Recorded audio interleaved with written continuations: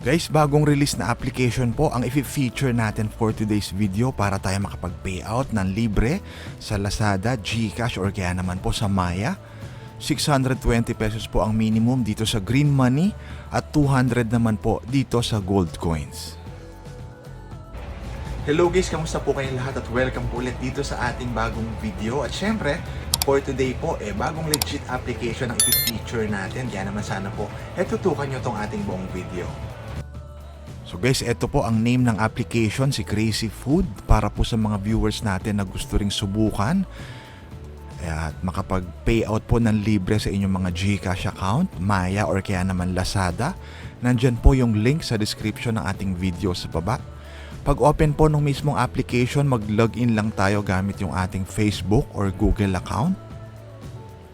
So dito isa-isahin natin kung paano ba tayo mabilis na makakapag-ipon ng points nang sa ganun po ay mabilis tayo makapag-payout. So unahin natin yung withdrawal option. 620 pesos po ang minimum kapag gusto nating mag-withdraw sa GCash, sa Maya or kaya naman po sa Lazada. So dito po dalawa yung payment option. Isa sa Green Money. Ito po yun. Ayan yung withdrawal na rules.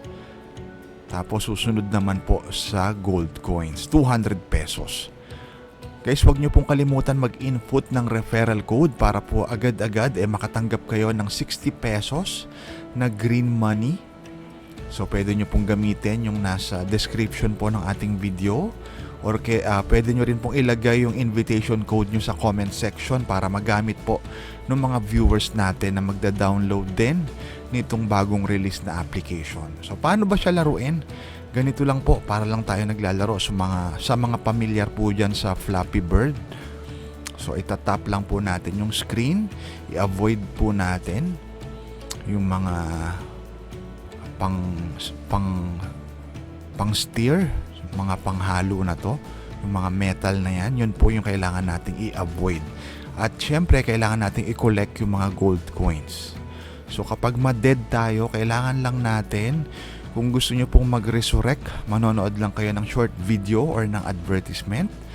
Or kung gusto nyo namang i-abandon na at proceed kayo sa new game, ayan, pwede rin po, makakapag-collect pa rin tayo ng gold coins. Ayan, 660.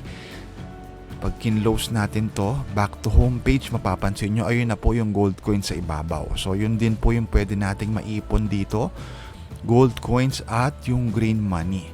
Dito po sa bandang ibaba, yung apat na tab, makakapag-collect tayo rito ng green money. Tapos meron din ditong daily mission na kailangan nating gawin. So I suggest po, kumpletuhin nyo rin tong mga tab sa ibaba para mabilis kayo makapag-payout. Ayan, merong activity rewards. So green money rin yung pwede nating makuha dyan.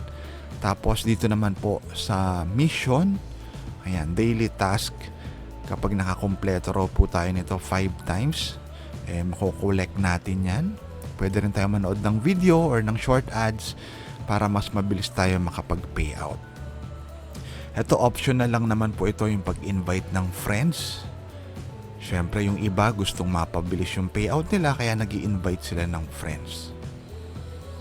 Meron pang mga tab dito sa bandang kanan, yung vault. Ayan, additional way to para makaipon tayo. So again, bagong release na application po itong si Crazy Food. Kung gusto nyo po siyang subukan at i-download at makasabay na rin kayong makapag-payout, kumita sa GCash, nandyan po yung link sa description ng ating video sa baba.